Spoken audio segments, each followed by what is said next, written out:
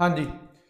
तो ये बेसिकली हमारी कोई रेगुलर क्लास नहीं है, ठीक है। इसमें हम जस्ट थोड़ी बहुत डिस्कशन या फिर हमने जो काम पिछले 1 महीने से हम कर रहे थे उसका रिजल्ट क्या निकला उसके बारे में बात करेंगे, ठीक है। जैसा तुम्हें देख सकते हैं कि ब्रेन इंस्टीट्यूट वर्सेस सीबीएसई, ठीक है। इसमें बेसिकली क्या है कि जैसे हमारा अभी अभी साइंस का एग्जाम हुआ, 10th क्लास का भी साइंस का एग्जाम होके हटा है।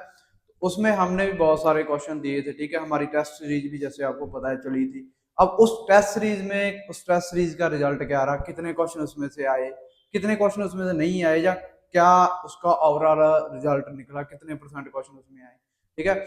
उसके बाद क्या है कि कुछ क्लासेस हमने जैसे कि नॉर्मली ऑल ऑफ केमिस्ट्री के क्वेश्चन तो हमने ऑनलाइन ही करा दिए थे, ठीक है। सारी केमिस्ट्री जो पहले 4 चैप्टर थे वो तो ऑनलाइन ही पढ़ाए, तो वो तो तुम्हें वहीं दिख जाएगा कि तुम कंपेयर कर सकते हो कि कितने क्वेश्चन हमारे क्वेश्चन बैंक में से आ रहे हैं, ठीक है। अब बचे बायो और फिजिक्स के वो क्वेश्चन। बायो और फिजिक्स के जो क्वेश्चन हमने पेड टेस्ट सीरीज में दिए थे या फिर जो क्वेश्चन ऑफलाइन के बच्चों के, ऑफलाइन के जितने भी बच्चे थे उनके पास थे, ठीक है। तो अगर आप पूछ सकते हैं उनसे भी कितना का क्वेश्चन आया तो वो भी आपको बता देंगे, ठीक है। तो जो हमने क्वेश्चन दिए थे उनमें से जो सीबीएसई के फाइनल एग्जामिनेशन यानी कि 2025 का जो साइंस का एग्जाम हुआ था, तो मेरे पास बेसिकली मैंने 2 सेट का कंपैरिजन किया है। फिलहाल मेरे पास 2 ही सेट थे, ठीक है। एक तो मेरे पास है ये वाला सेट, कि मतलब ओवरऑल तो सेम ही होता है, मतलब 31 1, ठीक है, एंड 31 3, जो ये कोड के सेट थे। इन दोनों में से हमारे एग्जाम जो क्वेश्चन बैंक था उसमें से जो क्वेश्चन आए हैं वो तुम्हें अब इसके बाद देखने को मिलेंगे, ठीक है। कि ये जो क्वेश्चन थे वो रिपीटली आए। अब इसमें से कई क्वेश्चन तो ऐसे हैं कि जो बिल्कुल चेंजिंग ऑफ स्टेटमेंट, यानी कि अगर तुम्हें आगे तुम देखोगे कौन कौन से क्वेश्चन आए हैं, वैसे मैं यहाँ पे बता देता हूँ। जैसे कि ये क्वेश्चन, ठीक है, ये क्वेश्चन एज इट इज ही हमारे जो क्वेश्चन बैंक था या हमने क्वेश्चन प्रोवाइड किए थे उसमें था, तो ये बिल्कुल विदाउट एनी चेंज आया है, ठीक है। उसके अलावा एक क्वेश्चन और था मेरे पास जो ऑप्शन टाइप में था इस सेट में, एक सेकेंड, हाँ। इसके अलावा जैसे ये ब्यूटेन वाला, अगर किसी ने केमिस्ट्री की फाइनल क्लास लगाई होगी तो ये क्वेश्चन मैंने उस दिन फाइनल क्लास में कराया था, तो ये भी डिट्टो एज इट इज पढ़ा है, ठीक है। अब इसके अलावा जो क्वेश्चन थे, एक सेकेंड, इसमें फिजिक्स का एक क्वेश्चन था मेरे पास सेट 3 में, हाँ इसी में था, एक सेकेंड को।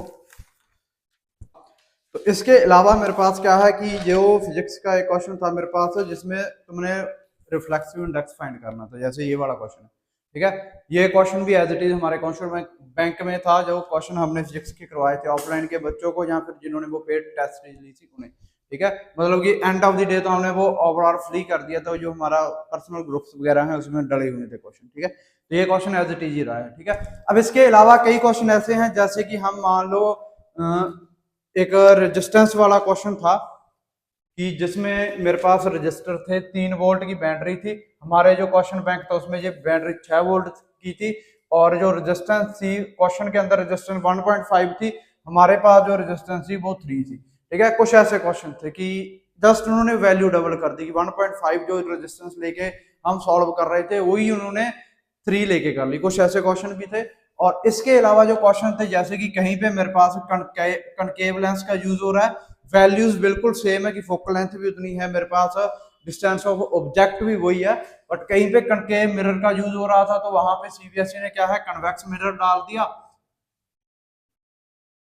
और बाकी सारा कुछ सेम था, ठीक है। अब कहीं पे कन्वेक्स मिरर था वहां पे कनकेव कर दिया। तो ये छोटे मोटे चेंजेस के साथ अगर मैं ओवरऑल कंपैरिजन करता हूं brain brain institute question bank का और सीबीएसई फाइनल एग्जामिनेशन 2025 साइंस का, तो मोस्ट ऑफ द क्वेश्चन, हर एक क्वेश्चन जो है वो इन तीनों जो ये मेरे पास सेट है, 31 3 एंड 31 1 कोड वाला, इनमें से अप्रोक्सीमेट तुम ये कह सकते हो कि 1 2 क्वेश्चन छोड़ के बाकी सारे के सारे क्वेश्चन हमारे क्वेश्चन बैंक में थे, तो हमने वो वहां पे किए हैं, ठीक है। अब इसके अलावा तुम्हें जहां आगे वीडियो में देखने को भी मिल सकता है कि कौन कौन से क्वेश्चन सीबीएसई के एग्जामिनेशन में आए हैं और कौन कौन से हमने हमारे क्वेश्चन बैंक में वो अवेलेबल थे, ठीक है। क्लियर है। और बाकी तुम्हारे जिन बच्चों ने हमारे साथ ऑफलाइन इनरोल किया है उनसे भी कॉन्टेक्ट करके पता कर सकते हो कि काफी ज्यादा क्वेश्चन आए थे। अब बात करते हैं क्वेश्चन आए थे, ठीक है। तो इसके बाद तुम वही देखोगे कि एक साइड तुम्हें सीबीएसई के क्वेश्चन देखने को मिल जाएंगे, एक साइड तुम्हें ब्रेन इंस्टीट्यूट जो है जो पेड टेस्ट सीरीज या जो केमिस्ट्री के हमने क्लासेस भी लगाई थी उन क्लासेस में अवेलेबल है। ठीक है, क्लियर है? तो ये पहले आप तुम वो क्वेश्चंस की कंपैरिजन चेक करो, फिर बाद में थोड़ी बहुत बातें और करते हैं।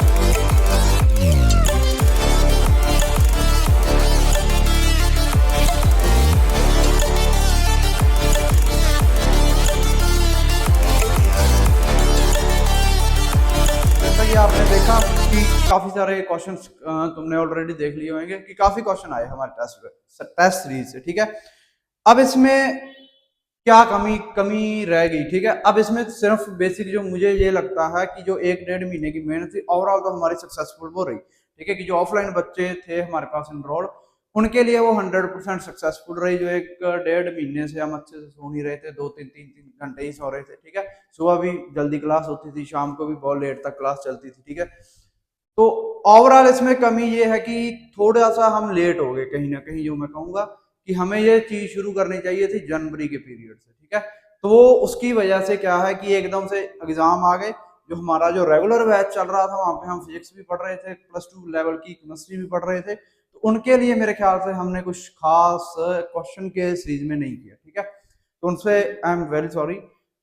तो क्योंकि 10th की थोड़ी सी ज्यादा प्रेशर था तो इस वजह से इन पे फोकस ज्यादा हो गया। पिछले कई दिनों से तो +2 की क्लास भी नहीं हो पाई। ठीक है, तो उसका मेन रीजन यही था कि एक तो हम वहाँ क्वेश्चन बनाने, क्वेश्चन ढूंढने में बिजी थे। ठीक है, दूसरा 10th की ऑफलाइन भी क्लास चलती थी और उसके बाद ऑनलाइन शाम को क्लास भी होती थी। ठीक है, तो दोनों का बैलेंस बिगड़ने के चक्कर में फिजिक्स का जो आज बेसिकली पेपर हुआ है 21 को, तो उनके लिए हम कुछ नहीं कर पाए। ठीक है, और दूसरा इसमें क्या है कि ये जो हमने सिस्टम स्टार्ट किया था कि क्वेश्चन बैंक का, अब इन फ्यूचर इसमें हम कुछ मॉडिफिकेशन करके लेके आएंगे कि जो नया बैच जो कि होप प्रोबेबली हम ऑनलाइन, अगर मैं बात करूं कि 1 अप्रैल से शुरू कर देंगे। ठीक है, 10th की अलग से तुम्हें एक पर्टिकुलर टाइम पे 10th की मैथ की क्लास और 10th की साइंस की क्लास, वो जो नया सेशन आएगा उसमें वो तुम्हें डिटेल वहां पे मिल जाएगी, वो चलेगी।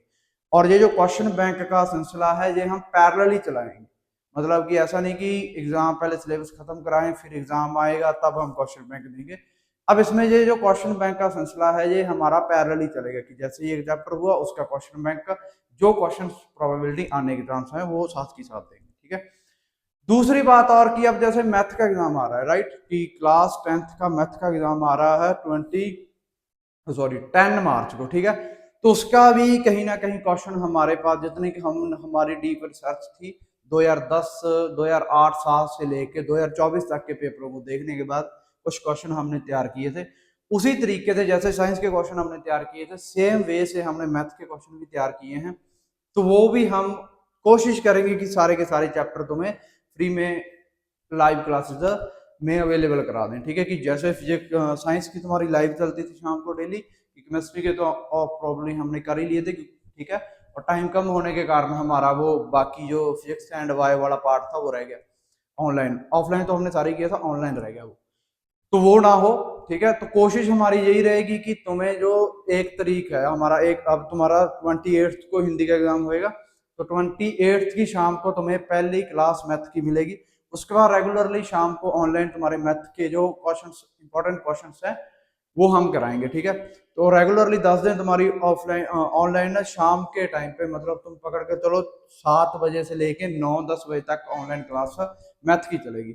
और ऑफलाइन तो हमारी सारा दिन चलती है कि जैसे पहले भी हमारी साइंस के पीरियड में भी ऑफलाइन क्लास चल रही थी कि हम सुबह 8 बजे से लेके शाम को 6 सवा 6 तक की क्लास कंटिन्यूसली ले रहा था। तो इसी वजह से ऑनलाइन भी मैंने वो लास्ट क्लास भी अगर तुमने देखी होगी साइंस की, वो भी मैं फिनिश नहीं कर पाया क्योंकि मैं इसी वजह से आया था कि मैं सारी साइंस कराऊं, बट हो नहीं पाई क्योंकि एनर्जी डिहाइड्रेट बहुत हो गई थी। क्योंकि सुबह से मैं क्लास ले रहा था, शाम को फिर ऑनलाइन क्लास हुई तो उसमें भी सिर्फ केमिस्ट्री हो पाई। बट उस क्लास में जो जितनी केमिस्ट्री हुई थी पिछली, अगर तुम देखोगे ना क्लास कंपैरिजन कर लेना क्वेश्चन पेपर से, जितनी केमिस्ट्री उस क्लास में हुई थी वो उस केमिस्ट्री के जितने भी क्वेश्चन तुम्हें दोनों सेट्स में आए हैं वो सारे सेम थे कि उस क्लास में जो किए वही सारे आए। ठीक है, अब हमारे पास साइंस का एग्जाम हमारा हो चुका है, मोस्ट प्रोबेबली हम सक्सेसफुल रहे, हमारा रिजल्ट 100% रहा। पिछले 1.5 महीने से जो एफर्ट्स मार रहे थे वो एफर्ट्स हमारे सही डायरेक्शन में गए। ठीक है, उसके लिए बहुत बहुत धन्यवाद आपका। ठीक है, अब हम बात करते हैं कि इन फ्यूचर, अब साइंस के बाद आ गया मैथ, तुम्हारा मेनली मैथ है, एसएसटी हम पढ़ाते नहीं ऑनलाइन, ठीक है, उनको ऑफलाइन पढ़ाते। तो मैथ में हम बेसिकली क्या है कि 28 की शाम से शुरू करेंगे सिस्टम। तो 28 की शाम को तुम्हारा पहला लेक्चर होएगा ऑनलाइन। जो क्वेश्चन मैंने रिसर्च करके निकाले हैं पिछले 1.5 महीने से, उन्हीं क्वेश्चंस का ऑनलाइन लेक्चर 28 की शाम 7 बजे इसी चैनल पे चलेगा। ठीक है, क्लियर है? तो हम इंपॉर्टेंट क्वेश्चंस करेंगे, पीवाईक्यूज करेंगे, फ्यूचर में आने रिलेटेड क्वेश्चन करेंगे, अगर पेपर डिफिकल्ट बना तो कौन से क्वेश्चन आ सकते हैं वो करेंगे, क्योंकि छुट्टियां काफी है, चांसेस हैं कि कहीं ना कहीं पेपर डिफिकल्टी ना चला जाए। बाकी छुट्टियों से कोई इतना खास रिलेशन होता नहीं एग्जाम के डिफिकल्टी लेवल का, बट फिर भी हम पकड़ के चलेंगे। अगर मोस्ट डिफिकल्ट आया तो क्या आएगा, अगर इजी आया तो क्या आएगा, तो जो भी पैटर्न आएगा वो उन्हीं से आने के चांसेस हैं। ठीक है, तो क्लासेस जो है मैथ की फिर वो हम स्टार्ट करेंगे 28 की शाम को ऑनलाइन क्लास। ठीक है, और ऑफलाइन क्लास स्टार्ट होगी 1 तारीख, यानी कि 1 मार्च के वो 10 बजे ऑनलाइन क्लास स्टार्ट होएगी, ऑफलाइन क्लास सॉरी स्टार्ट होएगी, और वो शाम को 6 बजे तक चलेगी। उसके बाद शाम को 7 बजे ऑनलाइन क्लास होएगी से। ठीक है, क्लियर है? तो तब तक के लिए आप चैनल सब्सक्राइब कर रहे हैं और हमसे जुड़ रहे हैं। बाकी अगर आपको कोई भी इंफॉर्मेशन चाहिए तो चाहे तो हमें यहाँ पे डीएम करके, यहाँ कमेंट करके पूछ सकते हैं, जहाँ हमारे इंस्टाग्राम हैंडल वगैरह तुम्हें डिस्क्रिप्शन में मिल जाएंगे। तो वहां से तुम डायरेक्टली डीएम वगैरह करके कोई भी तुम्हारा क्वेश्चन है अगर, तो वो तुम पूछ सकते हो। ठीक है, क्लियर है? तो तब तक के लिए पढ़ते रहें। ठीक है।